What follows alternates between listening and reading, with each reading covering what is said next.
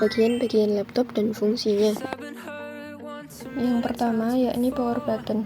Power button ini berfungsi untuk mematikan dan menghidupkan laptop. Yang kedua yakni touchpad. Touchpad ini berfungsi untuk menggerakkan kursor di layar, melakukan drag and drop sama seperti mouse.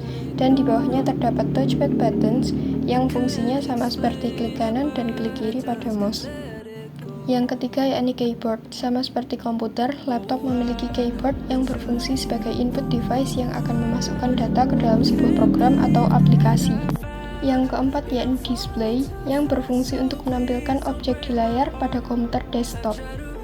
Di bagian atas display terdapat mikrofon di sisi kanan dan kiri sebagai alat untuk meneruskan input suara, dan di tengahnya terdapat kamera atau webcam yang berguna dalam mengambil gambar atau video, dan di sampingnya terdapat kamera status light yang akan aktif ketika menggunakan webcam.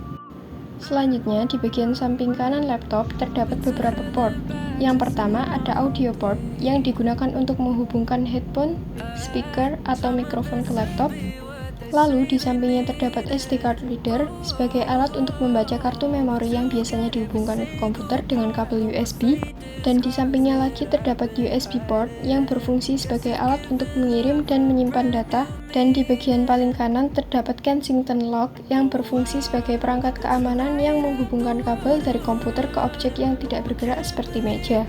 Sama seperti di bagian kanan, di bagian kiri laptop ini juga terdapat USB port, yakni sebagai alat untuk mengirim dan menyimpan data.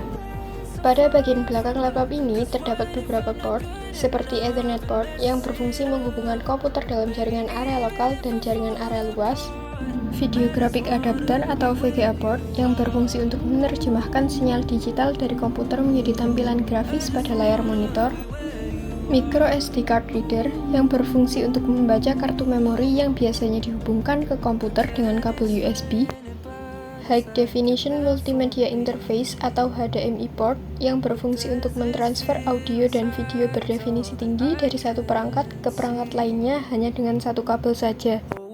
Lalu di sampingnya terdapat USB port, yakni sebagai alat untuk mengirim dan menyimpan data.